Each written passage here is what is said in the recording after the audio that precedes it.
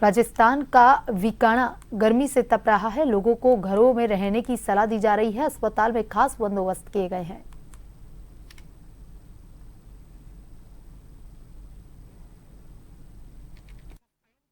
राजस्थान का बीकानेर तप रहा है। अधिकतम पारा 45 डिग्री सेल्सियस के पार जा चुका है। बीकानेर सोमवार को लगातार दूसरे दिन राजस्थान की सबसे गर्म जगहों में एक था। गर्मी की वजह से लोग घरों में ही रहना पसंद कर रहे हैं, लिहाजा सड़कें और गलियां सूनी दिखती हैं। इस गर्मी में भी कई लोगों और खासकर महिलाओं को रोजमर्रे के कामकाज के लिए घर से निकलना पड़ रहा है। गर्मी से बचने के लिए वे अपने चेहरे ढक लेती हैं और बार बार तरल पदार्थ पीती हैं। हमें अपनी इस मजबूरी के लिए यहाँ बाहर तो निकलना ही पड़ता है। स्कूल जाना है, कोचिंग जाना है, पर इस गर्मी से बचाव के लिए हमें पता है कभी ठंडा पीना पड़ता है और कभी तो हमें घर में दुपट्टा वगैरह लेकर निकलना पड़ता है। पर क्या कर सकते हैं, हमारी मजबूरी है। इस हिसाब से गर्मी पड़ रही है, लगता नहीं है कि जल्दी से कम हो जाएगी, पर क्या कर सकते हैं। अब कोई बचाव के लिए अब कुछ तो करना ही पड़ेगा। 2-3 दिनों से बहुत ज़्यादा गर्मी पड़ी है, बाहर ही नहीं निकलना जा रहा है। लेकिन कोई काम होता है इम्पोर्टेंट तो उसमें कैसे भी कपड़ा वगैरह डाल के बाहर निकलना ही पड़ रहा है। 45-46 डिग्री तापमान हो रखा है। फिलहाल कोई ऐसे लग नहीं रहा कि मानसून वगैरह आएगा। गर्मी को देखते हुए लग रहा है कि अभी कोई मानसून आने वाला नहीं है और 10 दिन अभी दे रखा है कि 10 दिन ऐसे तापमान बढ़ता ही रहेगा। उस हिसाब से तो बाहर निकलना पॉसिबल ही नहीं है। तापमान बढ़ने के साथ बीकानेर के पीबीएस अस्पताल में गर्मी में होने वाली बीमारियों के इलाज के लिए खास वार्ड बनाए गए हैं। अस्पताल के अधिकारियों ने बताया कि वार्ड में आपातकालीन दवाएं, बर्फ के टुकड़े और ठंड पहुंचाने के उपकरण मौजूद हैं।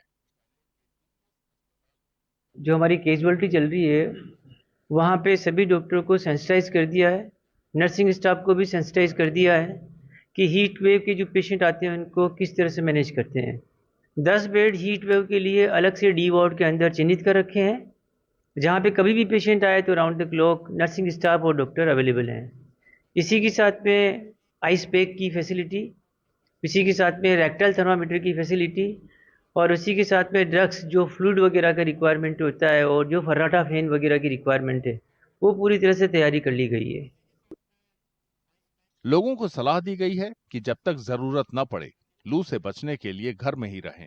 निकलना ही पड़े तो लगातार पानी पीते रहें।